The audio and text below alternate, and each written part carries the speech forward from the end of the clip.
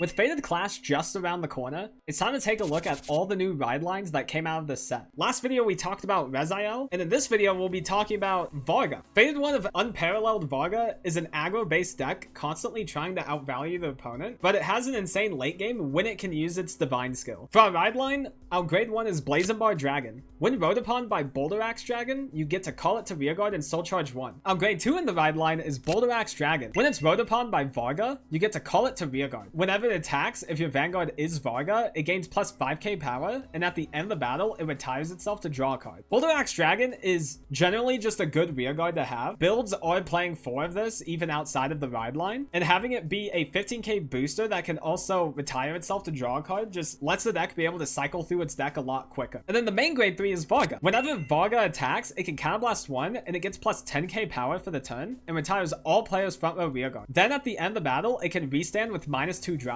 Varga also has the divine skill that at the end of the battle it attacked, if it has attacked 2 or more times that turn, and the opponent has 4 or more damage, then it restands with +2 drive. At a baseline, whenever Varga uses its divine skill, it'll attack for 23k 2 drive, 23k 0 drive, and then 23k 2 drive again. When combined with trigger effects and other power boosting effects, this ceiling can raise greatly. Varga gives the deck an easy 4th attack as well without relying on the divine skill, since it can still restand once with 0 drives. It also retires all front row rearguards. This deck has a plethora of ways to play around that while it punishes other decks. Starting off with the key cards, we have Varga's triple rare support, which is Dragres Shura. Whenever Shura attacks, it can Energy Blast 2 to gain plus 5k power, and it gives another rearguard the skill that whenever it retires, it gets added back to your hand instead. Then when Shura herself is retired from Varga's effect, you can Counterblast 1 and call it back out with plus 10k power. Shura gives this deck a much higher ceiling by being able to recall itself out mid-battle phase. It can also be a consistency option by getting value out of other units that replace themselves and having Shura add that unit back to hand to use on the following turn. When combined with Varga's 3 Vanguard attack turn, it can make it a 6 attack turn total, adding a lot of pressure to the late game. It is just fairly cost intensive by having that combo be 3 counterblasts. Varga's grade 3 support is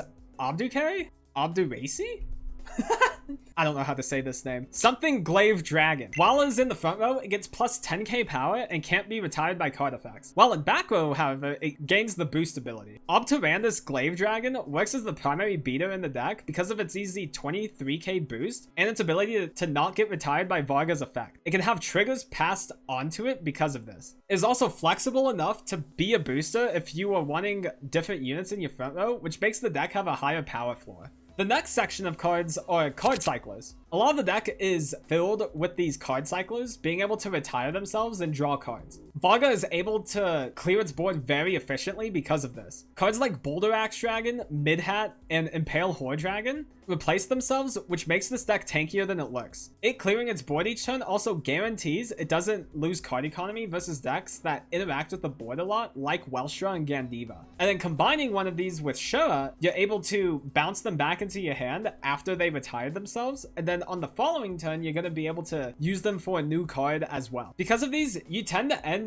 turns with like a 10 card hand sometimes. The last card I'm wanting to talk about is not in every list. I think it's pretty solid in this deck, which is Dragres Shihab. Shihab is a grade 1 that is an 11k beater on the turn it's played. It can also put itself into soul instead of discarding for ride deck. Shihab is a very cool card in this deck. It rewards you for playing it early game because it helps the deck be aggressive to push for the 4 damage it needs, and it can preserve other pieces in hand for the later turns since it will pay for the discard cost. Gaining the soul isn't too impactful since not a lot is actually using the soul, but the early game value is very strong for this deck. For the Regalis piece for Varga, generally Gradius Gradle is the best option because of its ability to use Persona Ride very well. Hitting Persona Ride each turn is very important to help this deck push the opponent to 4 damage, and when we're combining it with the multi-attack from Varga and the potential recalls of Shura, Persona Ride gets a ton of value in here. Another option you can play is Forbidal. Forbidal can call Varga and Obadiah Glaive Dragon from deck. Then Shura can give the return to hand effect to Varga, which guarantees Persona Ride for the next turn. The primary difference between them is that Forbidal sets up Persona Ride for the following turn, but not the current turn, which makes finding Persona Ride still less consistent than Gradle would. There is, however, higher upside from getting the call Obscudate Glaive Dragon with it.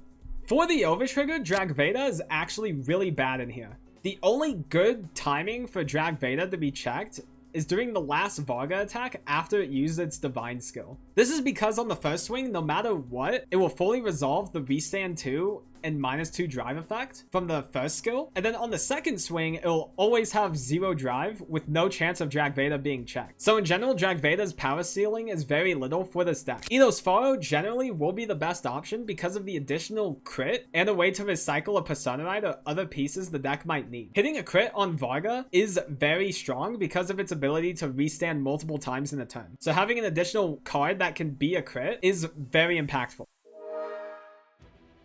For Mulligan, the primary card you're looking for is Shihab if you're playing it. Shihab will give the deck a stronger early game, and it allows you to preserve the pieces you want for your turn 3 and onwards because of its ability to put itself into soul. So it lets the deck have a bit more free of an early game if you do hit it. The second priority is Shura, because Shura is able to refund your retire costs and also becomes just a really strong multi-attack combo piece later on in the game. From turn 3 onwards, Shura is able to give a lot of value to Varga each turn. And then your number 3 priority is Persona Ride, just so you can guarantee have the high power ceiling later on. Now, because of all the different cyclers in the deck, keeping those is also not a bad idea because they're going to be able to draw through your deck easier and be able to help find the other pieces you are needing. Varga's early game isn't insanely strong since most of its rear cards requires you to be on Varga. Varga typically will play down its rear guards as vanilla pieces to push the opponent and make it easier to get them to 4 damage later on in the game. If these units stay on board on turn 3, then they can eventually replace themselves back to hand. During the mid game, Varga tends to utilize its cyclers to dig through the deck as fast as possible and to find Shura and Persona Ride since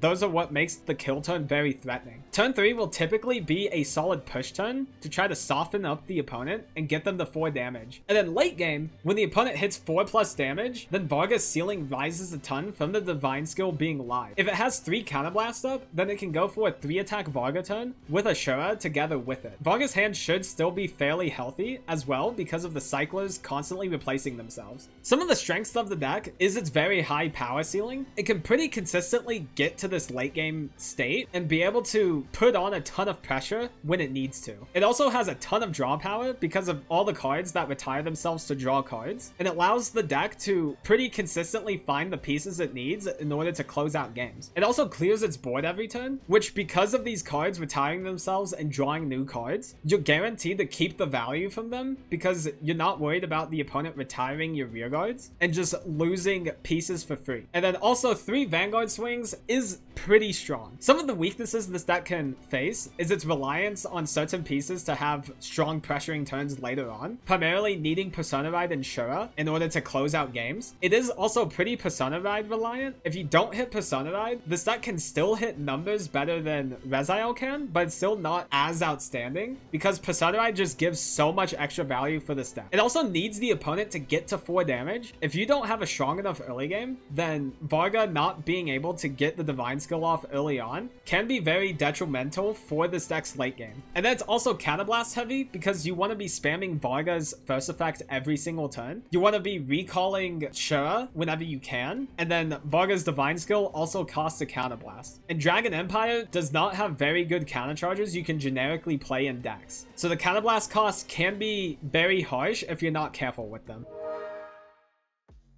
Overall though, Varga is probably the strongest deck coming out of here for Fated Clash, just because of how consistently it can reach its power ceiling and its ability to clear its board to make it easier to deal with a deck like Shiranui. You also have a lot of control of the game because of the amount of draw power the deck has and being able to sculpt your board and guard attacks the way you want to without feeling as forced to guard with cards you don't want to guard with. And that is it. Thank you all for watching. Like, comment, subscribe, all that jazz, and I'll see you guys in the next one.